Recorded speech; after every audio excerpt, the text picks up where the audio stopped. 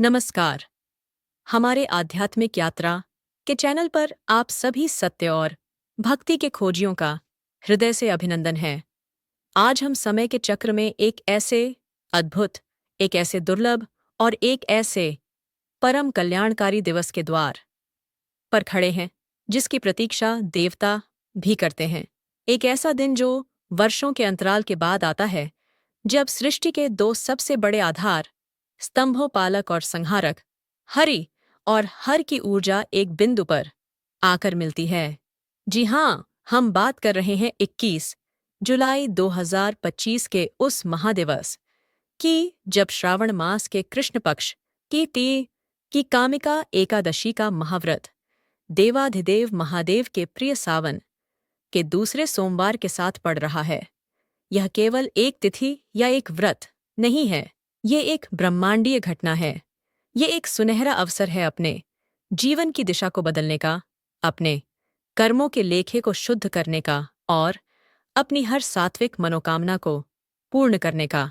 आज के इस विशेष विस्तृत वीडियो में हम इस महाव्रत तक की यात्रा पर निकलेंगे।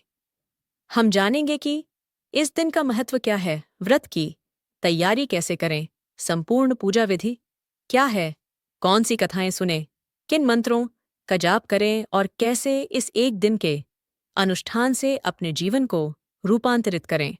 तो अपने मन को एकाग्र कर लीजिए और इस आध्यात्मिक गंगा में हमारे साथ डुबकी लगाने के लिए तैयार हो जाइए। क्या है यह दिन इतना विशेष? महात्म्य का अनावरण। किसी भी यात्रा को शुरू करने से पहले यह जानना आवश्यक है कि हम कहाँ जा रहे हैं और क्यों जा रहे हैं। तो आइए सबसे पहले इस दिन के महात्म्य के सागर में गोता लगाते हैं। कामिका एकादशी का पौराणिक महत्व। कामिका यह नाम स्वयं ही अपने अर्थ को प्रकट करता है। काम का अर्थ है इच्छा या कामना। कामिका एकादशी वह तिथि है जो भक्तों की सभी कामनाओं को पूर्ण करने की शक्ति रखती है।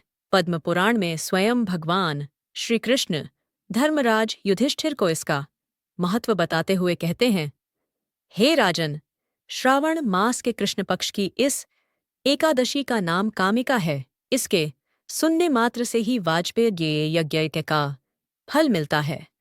वाजपेय यज्ञ वैदिक काल के सबसे प्रतिष्ठित यज्ञों में से एक था, जिसे केवल महान सम्राट ही कर पाते थे।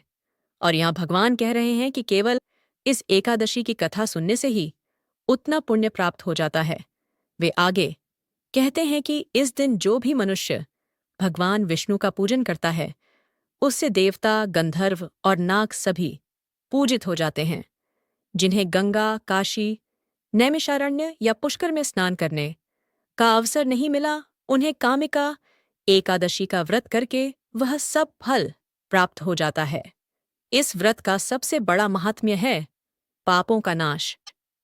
भगवान कृष्ण कहते हैं कि इस व्रत को करने से ब्रह्महत्या, भ्रूण हत्या जैसे महापापों से भी मुक्ति मिल जाती है और व्यक्ति को मृत्यु के पश्चात अधम योनि प्राप्त नहीं होती, वह सीधे बैकुंठ धाम को गमन करता है। सावन सोमवार का शिव तत्व। अब बात करते हैं श्रावण मास की। यह महीना हमारे भोलेनाथ को क्यों इतना प्रिय है? कथा आती है समुद्र मंथन की, जब देवताओं और असुरों ने अमृत के लिए समुद्र को मथा, तो अमृत से पहले हलाहल नामक महाविष प्रकट हुआ। उसकी ज्वाला से तीनों लोग जलने लगे। तब समस्त सृष्टि की रक्षा के लिए हमारे औघड़दानी शिव ने उस विष को अपने कंठ में धारण कर लिया। विष की उस प्रचंड अग्नि से उनका कंठ नीला पड़ गया और वे नीलकंठ कहलाए। यह घटना श्रावण मास में ही हुई थी। उस विष की ऊष्मा को शांत करने के लिए, उन्हें शीतलता प्रदान करने के लिए सभी देवी देवताओं ने उन पर शीतल जल अर्पित किया। तभी से यह परंपरा बन गई। भक्तगण पूरे श्रावण मास, विशेषकर सोमवार के दिन, जो कि चंद्रदेव और भगवान शिव का दिन माना जाता है, शिवलिंग पर जल, दूध, बेलपत्र आदि शीतल वस्तुएं अर्पित करके उनकी कृपा प्राप्त करते हैं।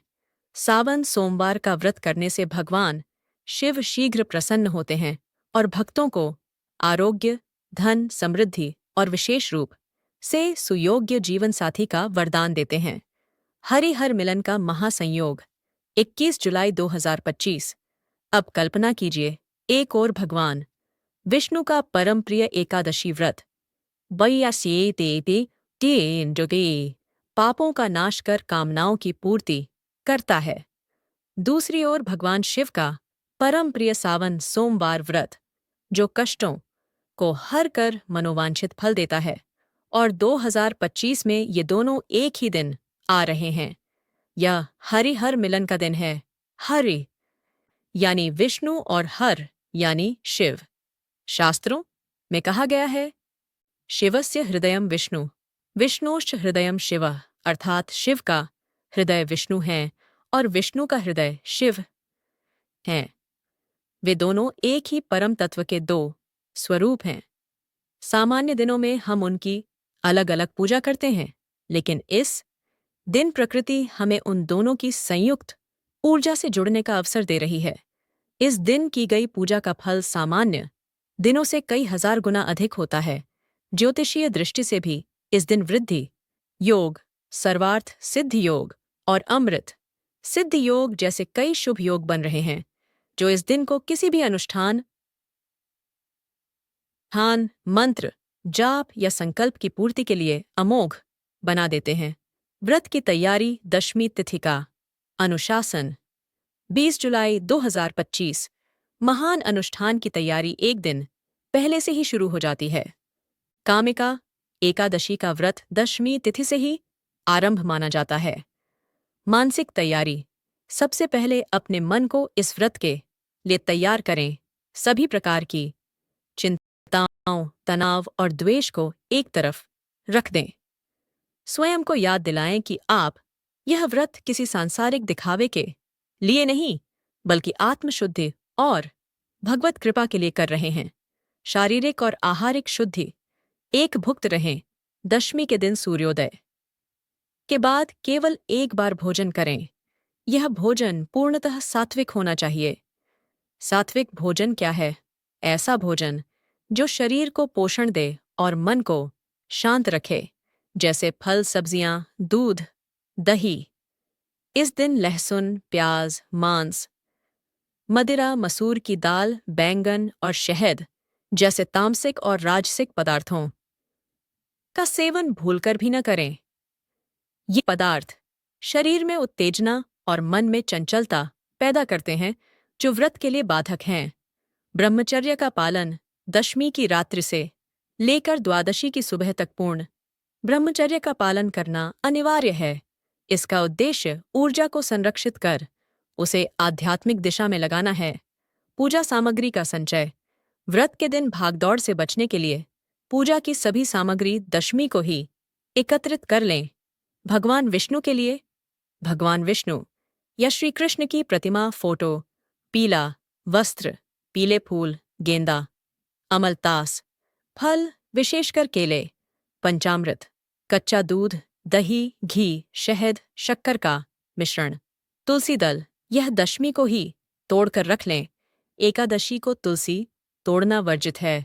पीला चंदन, जनेऊ, मिठाई, बेसन के लड्डू या कोई पीली मिठाई, गंगाजल, दीपक, घी, कपूर, धूप बत्ती। भगवान शिव के लिए शिवलिंग, यदि घर में है, या पार्थिव शिवलिंग, मिट्टी से बना, गंगा जल, गाय का, कच्चा दूध, दही, घी, शहद, शक्कर, सफेद चंदन, भस्म, बेलपत्र, कम से कम 3, 5, 7 गैव, साबुत और बिना कटे फटे, धतूरा, भांग, आख, मदार के पुष्प, शमी पत्र, सफेद पुष्प, दीपक, कपूर, धूप बत्ती। व्रत का दिन 21 जुलाई 2025। संपूर्ण पूजा विधि। अब आता है मुख्य दिन, जिसकी प्रतीक्षा हम कर रहे थे। इस दिन के हर क्षण को भक्ति और श्रद्धा से जीना है। प्रातः काल ब्रह्म मुहूर्त का जागरण। सुबह सूर्योदय से पहले ब्रह्म मुहूर्त लगभग 4:15 से 5 बजे में उठें। नित्य कर्म से निवृत्त होकर तिल या आंवले के लेप से स्नान करें। यदि संभव हो तो किसी पवित्र नदी में स्नान करें, अन्यथा घर पर ही नहाने के जल में कुछ बूंदें गंगा जल की मिला लें और गंगेच, यमुने चैव गोदावरे सरस्वती नर्मदे सिंधु कावेरी जलेस्मिन् सन्निधिं कुरु। लूसीरिये मंत्र का जाप करते हुए स्नान करें। स्वच्छ धुले हुए वस्त्र धारण करें। पूजा के लिए पीले और शिव पूजा के लिए सफेद या केसरिया वस्त्र उत्तम माने जाते हैं। संकल्प व्रत का आधार।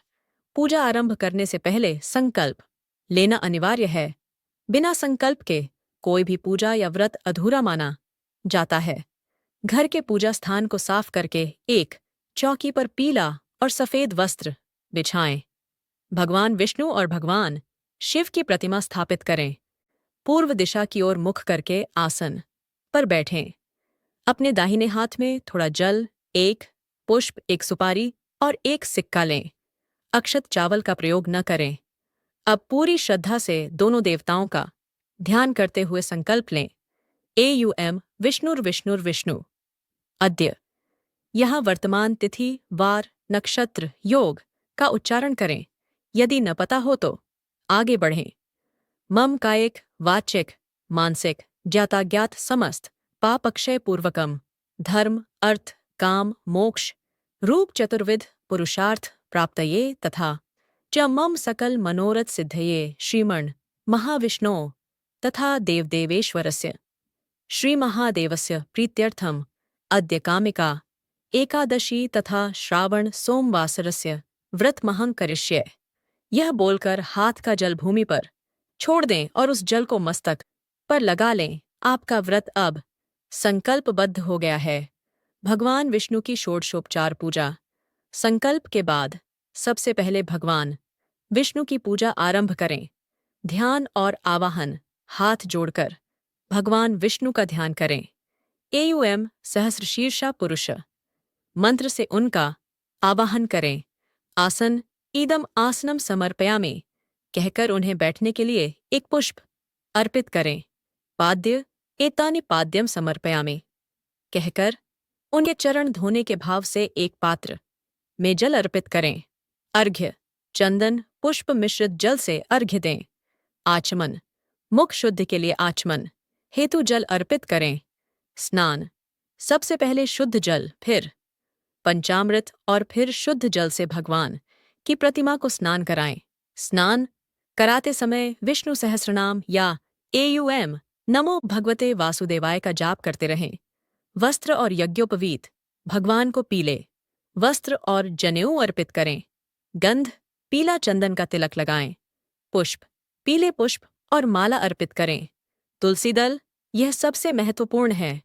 ईदम तुलसी पत्रम समर्पयामि कहकर भगवान के चरणों में तुलसी दल अर्पित करें। धूप सुगंधित धूप दिखाएं। दीप घी का दीपक प्रज्वलित करें। नैवेद्य फल मिठाई का भोग लगाएं। भोग लगाने के बाद आचमन के लिए पुनः जल अर्पित करें।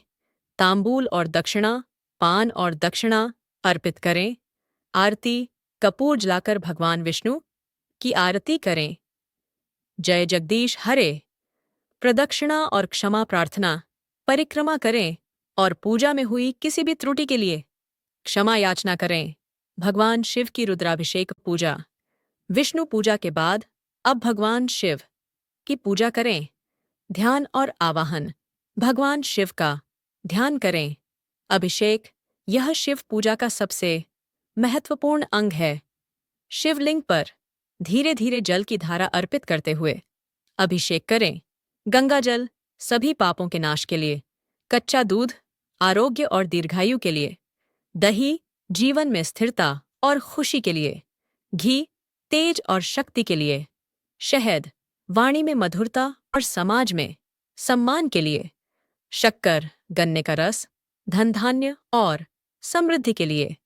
अभिषेक करते समय लगातार एयुएम नमः शिवाय या महामृत्युंजय मंत्र का जाप करते रहें। वस्त्र कलावा मौली को वस्त्र के रूप में अर्पित करें।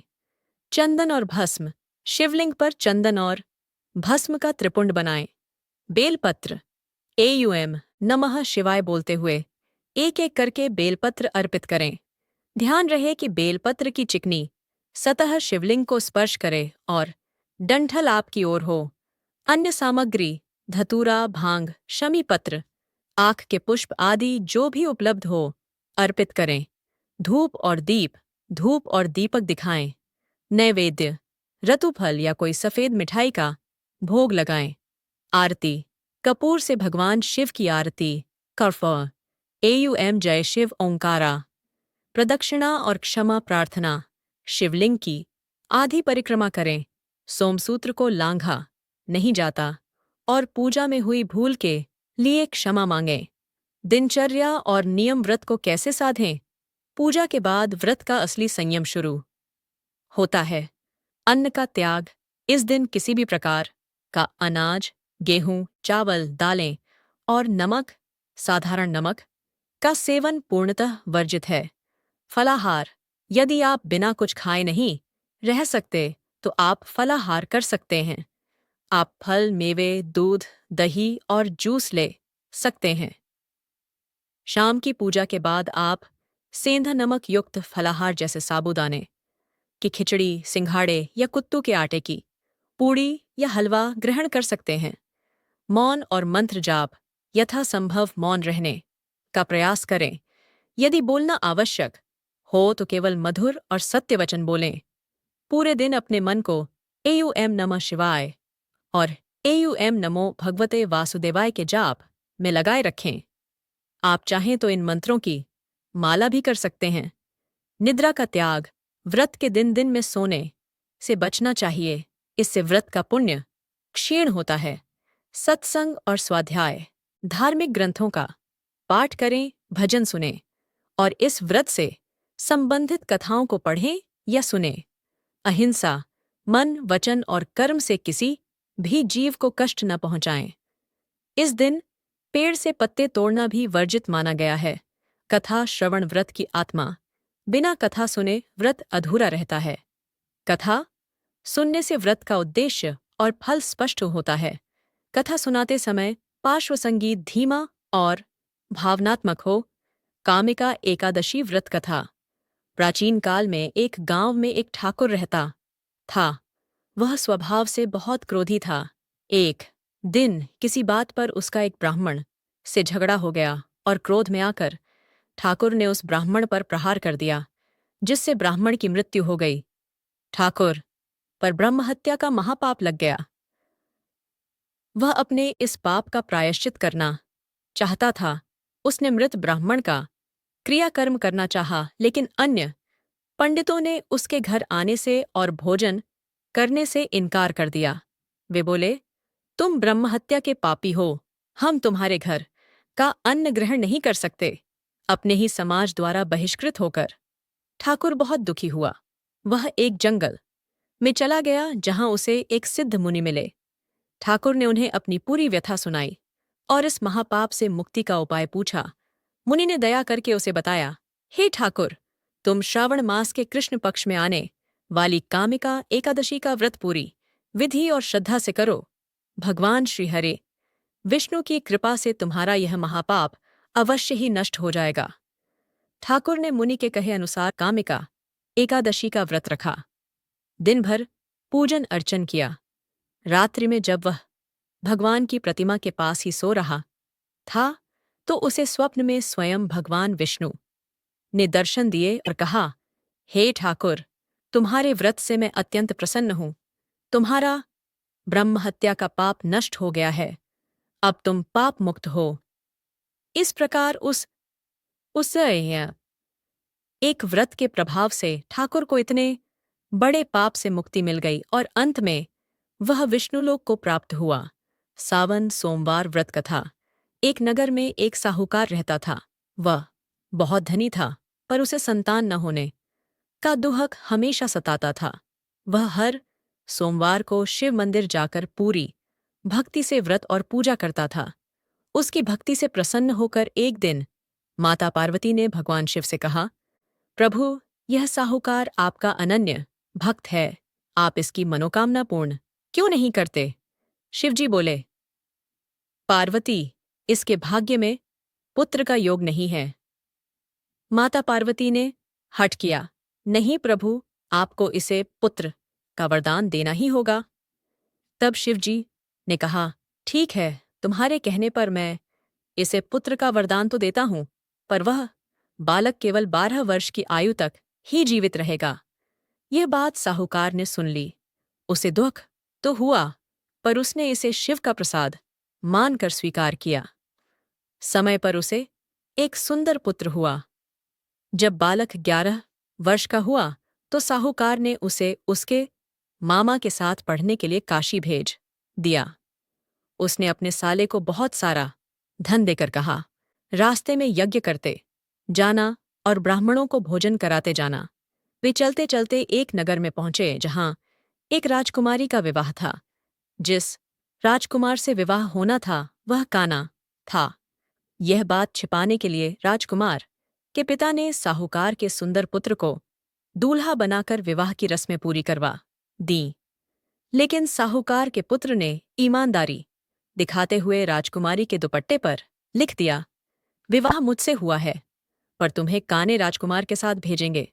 राजकुमारी ने जब यह पढ़ा तो उसने काने राजकुमार के साथ जाने से मना कर दिया और बारात लौट गई। इधर काशी में जिस दिन बालक की आयु 12 वर्ष पूरी हुई, उस दिन सावन का सोमवार था। बालक शिव मंदिर में अपने मामा के साथ पूजा कर रहा था। जब यमदूत उसके प्राण लेने आए तो उन्होंने देखा कि वह शिव भक्ति में लीन है। उन्होंने भगवान शिव से आज्ञा मांगी, लेकिन भगवान शिव ने अपनी भक्ति से प्रसन्न होकर उस बालक को दीर्घायु का वरदान दे दिया। यमदूतों को खाली हाथ लौटना पड़ा। इस प्रकार सावन सोमवार के व्रत के प्रताप से साहूकार के पुत्र को न केवल जीवन दान मिला, बल्कि वह राजकुमारी से विवाह करके घर लौटा। रात्रि जागरण और मंत्र सिद्धि।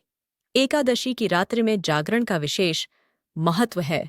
कहा जाता है कि इस रात्रि के में जागकर जो भजन, कीर्तन और मंत्र जाप किया जाता है, उसका फल कई गुना अधिक होता है। इस रात को सोने की बजाय भगवान के भजन गाएं, विष्णु सहस्रनाम और शिव महिम्न स्तोत्र का पाठ करें। यह रात्रि मंत्र सिद्धि के लिए भी उत्तम है। आप अपने गुरु द्वारा दिए गए मंत्र का या नीचे दिए गए मंत्रों का अनुष्ठान कर सकते हैं। धन और समृद्धि के लिए एयूएम नमो भगवते वासुदेवाय मंत्र का तुलसी की माला पर जाप करें। रोग और भय मुक्ति के लिए महामृत्युंजय मंत्र का रुद्राक्ष की माला पर जाप करें। सर्व कार्य सिद्धि के लिए हरि और हर दोनों के मंत्रों का बारी बारी से जाप करें। व्रत का पारण अनुष्ठान की पूर्णाहुति 22 जुलाई 2025। व्रत का सही समय पर और सही विधि से पारण करना अत्यंत आवश्यक है, तभी व्रत का पूर्ण फल मिलता है। पारण का दिन मंगलवार 22 जुलाई 2025, द्वादशी तिथि। पारण का शुभ मुहूर्त सुबह 5:37 से सुबह 7:05 के बीच। स्नान करके पुनः भगवान विष्णु और शिव की पूजा करें। किसी ब्राह्मण को भोजन कराएं या किसी जरूरतमंद को सीधा अनाज, दाल, सब्जियां और दक्षिणा दान करें। इसके बाद ही स्वयं भोजन ग्रहण करें। पारण के भोजन में चावल का प्रयोग अवश्य करें। एकादशी पर त्यागे गए अन्न को द्वादशी पर ग्रहण करने से व्रत पूर्ण होता है। पारण का पहला निवाला भगवान को अर्पित करने के बाद ही ग्रहण करें। तो मेरे प्रिय भक्तजनों, यह थी 2025 की कामिका एकादशी और सावन सोमवार के महाव्रत की संपूर्ण यात्रा। यह दिन हमें याद दिलाता है कि जब श्रद्धा और समर्पण का मिलन होता है तो असंभव भी संभव हो जाता है। यह दिन केवल उपवास रखने का नहीं, बल्कि अपने भीतर की बुराइयों का त्याग करने और दैवीय गुणों को धारण अखाई करने का है। किरसितय इस एक दिन का अनुष्ठान आपके जीवन में वर्षों की तपस्या के बराबर फल दे सकता है। बस आवश्यकता है पूर्ण विश्वास और पवित्र भावना की। आइए इस वीडियो के अंत में हम सब मिलकर उन परम शक्तियों से प्रार्थना करें। हे श्री हरि विष्णु, हे देवाधिदेव महादेव, हमने अपनी अल्प बुद्धि से जो भी पूजा अर्चना की है उसे स्वीकार करें। हमारे व्रत को सफल बनाएं। हमारे जीवन के सभी कष्टों, रोगों और पापों का नाश करें। हमारे परिवार में सुख, शांति और समृद्धि प्रदान करें। हमारा मन सदैव आपके श्री चरणों में लगा रहे, ऐसी हम पर कृपा करें। एयुएम सर्वे भवन्तु सुखिनः, सर्वे सन्तु निरामयाः, सर्वे भद्राणि पश्यन्तु मा कश्चिद् दुःखभाग् भवेत्। एयुएम शांति शांति शांति। यदि आपको यह प्रस्तुति हृदय से अच्छी लगी हो तो इस ज्ञान की ज्योति को आगे बढ़ाएं। इस वीडियो को अपने परिवार और मित्रों के साथ साझा करें। हमारे चैनल को सब्सक्राइब करें ताकि हम और आप मिलकर इस आध्यात्मिक यात्रा पर आगे बढ़ते रहें। कमेंट बॉक्स में पूरे भाव से लिखिए, जय श्री हरि, हर हर महादेव। आप सभी का जीवन मंगलमय हो। धन्यवाद।